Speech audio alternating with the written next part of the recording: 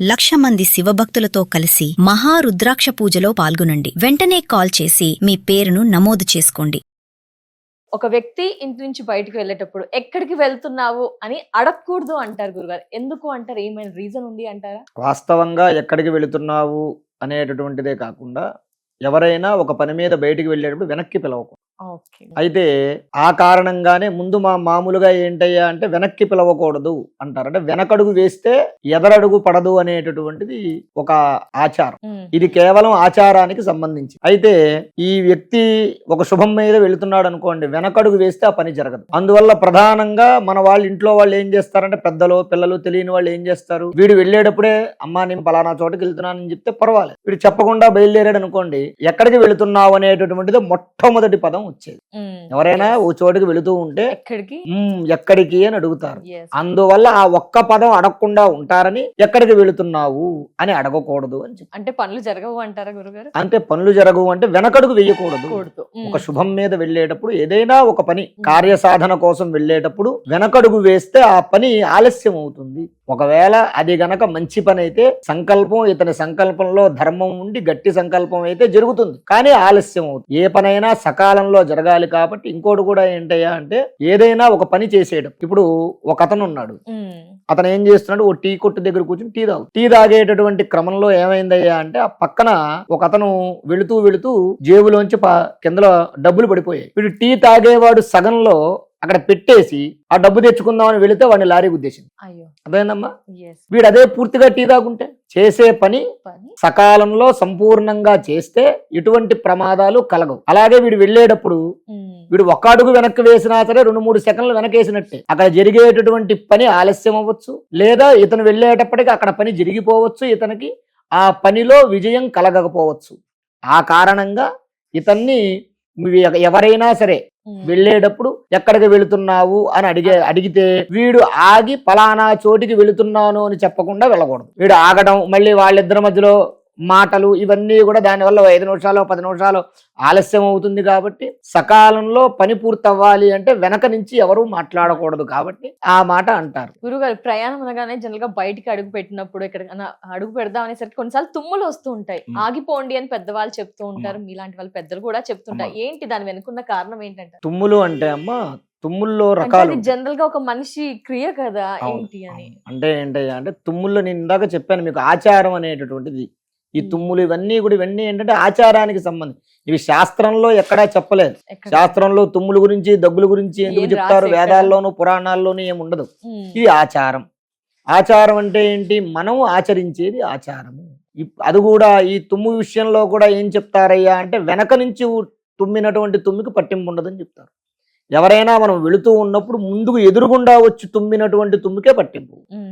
ఎదురుగుండా వచ్చి తుమ్మేదానికే పట్టించుకోవాలని, వెనక నుంచి ఎవరైనా తుమ్మితే పట్టించుకోవద్దని చెప్తారు. ఆ కారణంగా అది కేవలం ఆచార సంబంధమైనటువంటి విషయమే కానీ అది పట్టించుకునే వాళ్ళు ఉంటారు, కొంతమంది పట్టించుకోని వాళ్ళు కూడా ఉంటారు. పట్టించుకునే వారికి ఏమైనా అనర్థాలు జరుగుతాయంటారు? అలా ఏం ఉండదమ్మా. అది ఇప్పుడు వాడి సంకల్పం గట్టిదయ్యుండి వాడు ధర్మంగా ఉంటే వాడు అనుకున్న పనులు ఎంతమంది ఆపినా, ఎన్ని తుమ్ములు వచ్చినా, నల్ల పిల్లులు ఎదురొచ్చినా, ఇంకోటి వచ్చినా వాడి పని జరక్క మానదు. వాడికి జరగని పని అయితే మేళతాళాలతో వెళ్ళినా సరే ఆ పని జరగదు. కాబట్టి అది యోగాన్ని బట్టి ఉంటుంది. కానీ ఇటువంటి ఆచారాలు పెద్దలు చెప్పారు, ఎందుకు చెప్పారు పాటించామనుకోండి మనకు నష్టమేం లేదుగా, డబ్బు ఖర్చు లేదు, ఇతరత్ర ఏమీ లేదు.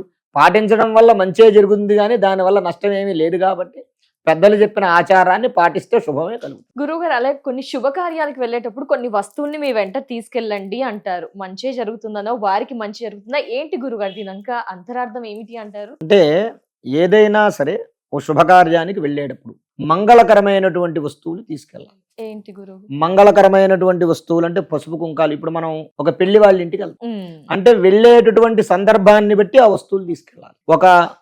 ఓ పెళ్లి వాళ్ళ ఇంటికి వెళ్తాం, వెళ్ళినప్పుడు పసుపు కుంకుమ, సుమంగళీ ద్రవ్యాలు, మంగళకరమైనటువంటి శుభాన్ని కలిగించేటటువంటి పదార్థాలు పూలు పళ్ళు అలా స్వీట్స్ కూడా స్వీట్స్ ఇలాంటివన్నీ కూడా పట్టుకెళ్ళాలి. పట్టుకెళ్ళడం వల్ల ఏమవుతుందయ్యా అంటే ఈ మంగళకరమైనటువంటి వస్తువులు పట్టుకెళ్ళడం వల్ల వాళ్ళకి మంగళం అంటే శుభం కలుగుతుంది. ఆ కారణంగా మంగళకరమైనటువంటి వస్తువులు ఎక్కడికైనా వెళ్ళేటప్పుడు ఇటువంటి వస్తువులు తీసుకెళ్తే మంచిదని చెప్తాం. అలాగా మనం ఎక్కడైనా ప్రయాణాలు చేస్తూ ఉంటాం. ప్రయాణాలు చేసినప్పుడు ఈ ప్రయాణంలో ఏ విధమైనటువంటి నెగిటివ్ ఎనర్జీలు ఇతరత్ర ఆటంకాలు కలగకుండా ఉండడం కోసం నిమ్మకాయ పట్టుకెళ్ళమని చెప్తారు. అది దిష్టి అనా మంచి జరగాలన్న దిష్టి అని కాదు, వాస్తవంగా అంటే దిష్టి అంటే నెగిటివ్ ఎనర్జీ. అది ఏ రకంగా అయినా అనుకోవచ్చు. నెగిటివ్ ఎనర్జీ అంటే దిష్టి అవ్వచ్చు, ప్రయోగాలు అవ్వచ్చు, ఇతరత్ర ఏదైనా అవ్వచ్చు. వాటి నుండి రక్షణ కోసం అని చెప్పి ఒక నిమ్మకాయ మనం ఇంట్లో పూజ చేసుకున్నదో లేకపోతే ఉన్నది ఏదైనా నిమ్మకాయ ఉంటుందో ఆ నిమ్మకాయ దగ్గర పెట్టుకుని వెళితే, నిమ్మకాయ అమ్మవారి స్వరూపం కాబట్టి ఆ అమ్మవారు వారి ఎందుండి వారిని కాపాడుతుంది అన్న ఉద్దేశంతో ఆ నిమ్మకాయని దగ్గర పెట్టుకుని వెళ్ళమని చెప్తారు. ఆడవాళ్ళనైనా మగవాళ్ళనైనా ఎక్కడికైనా వెళ్ళేటప్పుడు. అలాగా ఒక్కొక్క వస్తువు ఒక్కొక్క సందర్భాన్ని బట్టి తీసుకెళ్ళడానికి. గురుగారు కొన్ని సందర్భాల్లో ప్రయాణాలు చేస్తూ ఉంటారు, దానికి ముహూర్తం చూసుకుంటూ ఉంటారు. నవే డేస్ కూడా ముహూర్తం చూడడం ఎంతవరకు కరెక్ట్ అంటారు? చూడాల్సి వస్తే వేటికి ముహూర్తాలు చూసుకొని బయలుదేరాలి అంటారు? ఏదైనా రెగ్యులర్ పనులు చేసుకునే దానికి ముహూర్తాలతో పని లేదు. రెగ్యులర్ గా అంటే వ్యాపారానికి వెళ్ళటం, ఉద్యోగానికి వెళ్ళటం, లేదా ఇతరత్ర రెగ్యులర్ గా మనం జనరల్ గా నిత్యకృత్యాల యొక్క పనులకు ముహూర్తాలతోటి పని లేదు. మనకి సనాతనమైనటువంటి ఈ సాంప్రదాయంలో ధర్మంలో మనకి చెప్పింది మంచి చెడు రెండు ఉంటాయి. కాబట్టి మనకి సమయాలు ఉంటాయి, కాలాలు. ఈ కాలాలలో పంచాంగంలో వర్జము, దుర్ముహూర్తము, రాహుకాలము, యమగండము అని ఉంటాయి. ఈ సమయాలలో గనక మనం ప్రయాణం చేస్తే ఆ సమయానికి వచ్చేటటువంటి ఫలితం, చెడు ఫలితం ఏదైతే ఉంటుందో ఆ ఫలితం మనల్ని ఆపాదిస్తుంది. ఇప్పుడు శనివారం ఉందనుకోండి, ఎవరైనా పొద్దున్నే ప్రయాణం చేసేవారు ఏమవుతుంది, శనివారం రోజు దుర్ముహూర్తం ఉంటుంది. 5:30 దగ్గర నుంచి 7:45 వరకు దుర్ముహూర్తం ఉంటుంది. అందుకని శనివారం ఎవరైనా ప్రయాణం చేయాలంటే అయితే 5ంటికే బయలుదేరాలి, లేదంటే కనుక 8 దాటాక బయలుదేరాలి. అంటే ఈ దుర్ముహూర్తాలు ఇవన్నీ కూడా చెడు సమయాలు, అంటే నెగిటివ్ ఎనర్జీ ఎక్కువగా కలిగి ఉండేటటువంటి సమయాలు. ఈ సమయాల్లో మనం వెళ్ళడం వల్ల పనులు అవ్వకపోగా లేనిపోని సమస్యలను మనం కొని తెచ్చుకుంటాం. కాబట్టి మనం మంచి చెడు సమయం చూసుకుని, ఇప్పుడు అమృత గడియలు కానివ్వండి, హోరా సమయాలను ఉంటాయి. అంటే ఒక్కొక్క పనికి ఒక్కొక్క హోరలు ఉంటాయి. ఆ హోరా సమయాల్లో కానివ్వండి, ఆ పనులు అంటే ఒక చదువు కోసం పిల్లల్ని స్కూల్లో జాయిన్ చేయాలని వెళ్దాం అనుకున్నాం, దానికి ఒక సమయం ఉంటుంది. అలాగే ఏదైనా ఒక వ్యాపారం గురించి మాట్లాడదాం, ఒక లోన్ గురించో డబ్బుల గురించో వ్యాపారం గురించో మాట్లాడడానికి వెళ్ళాలి, దానికి ఒక సమయం ఉంటుంది. అట్లా ఆ సమయానుకూలంగా మనం వెళ్ళడం వల్ల ఆ పని శీఘ్రంగా జరుగుతుంది. ఎందుకంటే ఆ టైంలో దానికి సంబంధించిన బలం ఎక్కువగా ఉంటుంది. ఆ కారణంగా ఈ శుభాశుభ సమయాలను బట్టి మనం ఏ పని చేసినా సరే చూసుకుని చేయడం వల్ల మంచి జరుగుతుంది. తప్పకుండా. చాలా ధన్యవాదాలు గురువు గారు, మాలో ఉన్న సందేహాలను నివృత్తి చేసినందుకు. నమస్కారం. శ్రీ మహాగణాధిపతయే నమః. ఆరోగ్యము, ఐశ్వర్యము, ఆనందము, ఆర్థిక లాభం ఇవన్నీ కలగాలంటే ఆగస్టు 11వ తారీఖు మంగళవారం రోజున మేము నిర్వహించేటటువంటి 1,00,000 రుద్రాక్షల పూజలో పాల్గొనండి. పరమేశ్వరుడి యొక్క అనుగ్రహం వల్ల సర్వ విధములైనటువంటి కష్టాలు నివారణమై ఐశ్వర్యాలు కలుగుతాయి. 1,00,000 రుద్రాక్ష పూజలో పాల్గొనేటటువంటి వారు స్క్రీన్ మీద స్క్రోల్ అవుతున్నటువంటి నంబర్లకు కాల్ చేసి రిజిస్ట్రేషన్ చేసుకోగలరు. స్వస్తి.